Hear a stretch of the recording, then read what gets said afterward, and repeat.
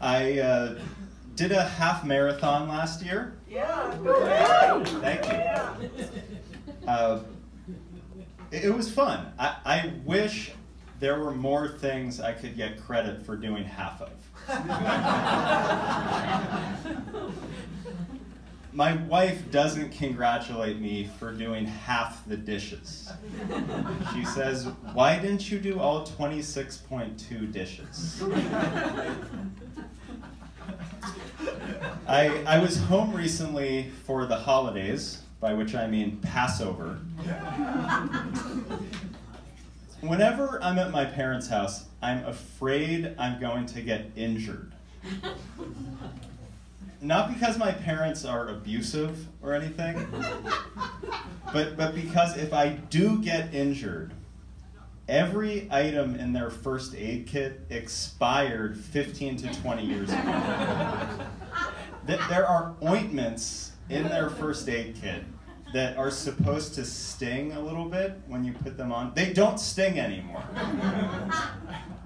For Band-Aids, they have an aluminum tin of limited edition Band-Aids commemorating the 1996 Summer Olympic Games in Atlanta. They don't stick to your skin when you put them on. These are not first aid supplies, these are museum artifacts. All I'm saying is if I get a paper cut while leafing through one of my high school yearbooks, I'm screwed. It's yeah, I'm trying out new technologies. Last week I tried my first Uber Eats pool.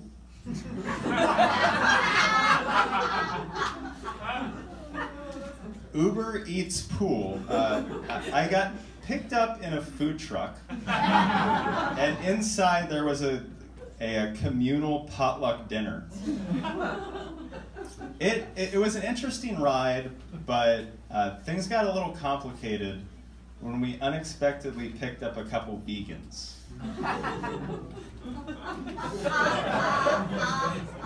They were very high maintenance.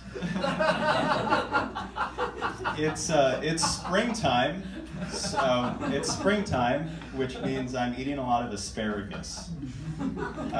And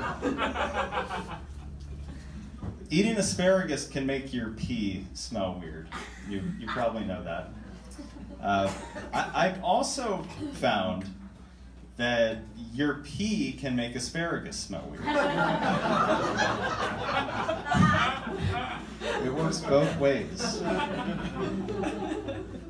One more note about pee. You know, in men's restrooms, there's sometimes a little black fly painted inside the urinal. This may be news to some of you. But there's a little black fly painted in the urinal, which gives guys something to aim at so they don't pee on the floor as much. It's kind of pathetic. Now, I've heard they're doing something similar in women's toilets. But instead of a little fly, they're painting a picture of Donald Trump. This is specifically in Russia. Specifically in Russia, so that he can get a golden shower in every toilet. That's my Trump joke. I needed one.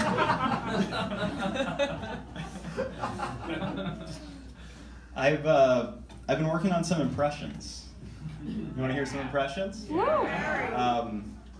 This is my impression of a Pez dispenser.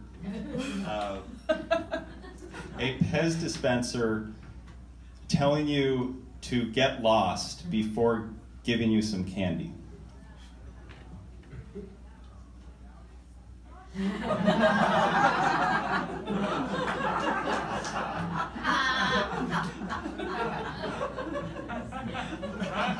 This is my imitation of imitation crab.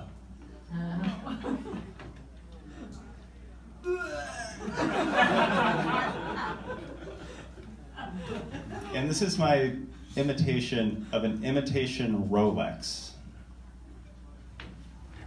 Tick tock, fake clock, tick tock, tick, fake clock, tick tock.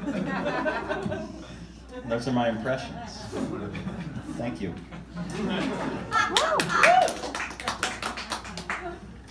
I am 33 years old, which means I pay close attention to Fortune magazine's annual 40 under 40 list, which highlights the 40 most influential people under the age of 40. It's always a fun list to read if you want to feel like you have not achieved anything in your life. But this year, I took a look at the 40 under 40 list for North Korea. Number 1 on that list, not surprisingly, Kim Jong-un, their supreme leader. A little more surprising was number 2 on that list, Kim Jong-un. More surprising than that was number 3, La La Land. But I think that was a typo. And the people who made the typo have been dealt with by Kim Jong-un.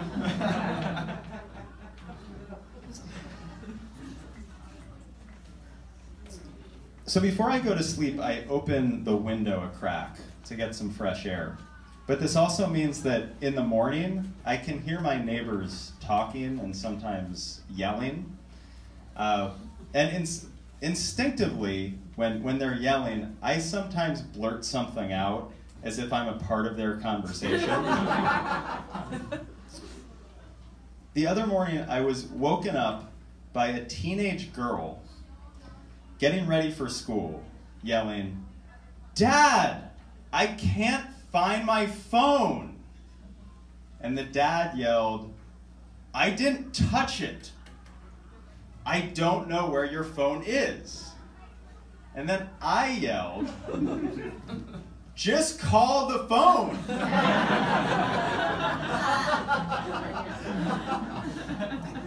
And my neighbor's response to this was several minutes of total silence.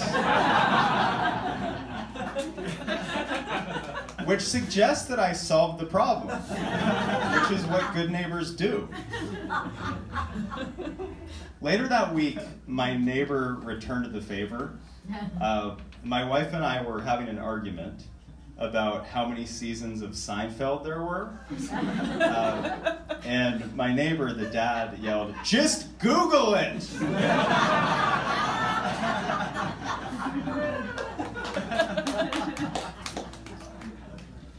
This is not my day job.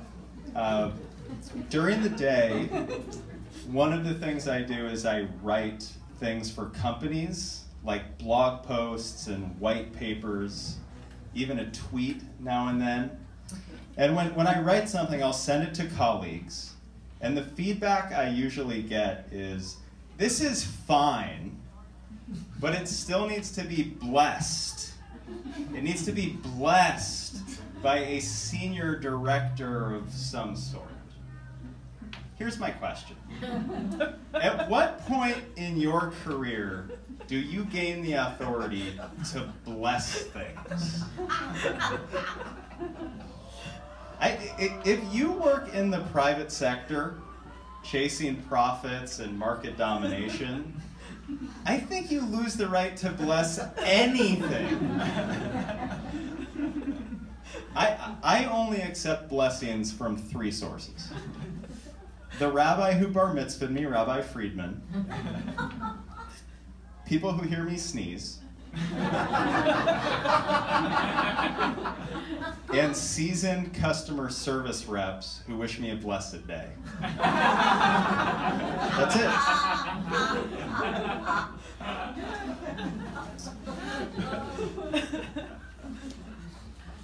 You are a kind audience. I also have my critics. A few months ago, I was banned from a website called Reddit. Not the whole site, just the subreddit called r/funny. This is completely true. This is not a joke. I received a message from the moderators of r/funny that said, quote, "You have been banned from participating in r/funny." And the reason they gave was that I was being too self-promotional in posting my own jokes and cartoons. And it sucks that I was banned because I feel I need to be self-promotional. I need to promote my own stuff because if I don't, who will? You know, I haven't exactly found a lot of advocates in the Reddit community. I'm going to read some comments from people on Reddit who responded to some of my jokes and cartoons. This one is from Dr. Scientist 812, who commented, "What the ever-loving Christ is this?" Another one from Rust Noir 89, GTFO with this. I had to look that up. It means get the fudge out. K Bunny Lee commented on one of my posts, "OMG, I hope I never see this again." DD Baxter said, "All laughs aside." Okay. This reads like he's pitching a startup to some venture capitalists or something. Is that what this is? And finally, Asda Sastas 321 commented, "Ugh, I'm so tired." I admit sometimes I do make my audience work too hard. So I've been spending less time on Reddit. And I've been exploring other platforms, like YouTube. My most popular stand-up video on YouTube has around 2,000 views or so. Not bad. And I've been comparing that to other stand-up videos on YouTube. There was one with 35,000 views called Painfully Awkward Stand-Up Comedy. 35,000 views. Another video with 1 million views was called Worst Stand-Up Ever. Fun fact, there are 9 videos on YouTube called Worst Stand-Up Ever, if that's your thing. And then there was one with 2.2 million views called Traumatized Stand-Up Comedian Bombs on Stage. And I look at those numbers, and I just hope that someday that could be me. Thanks a lot for coming out, guys.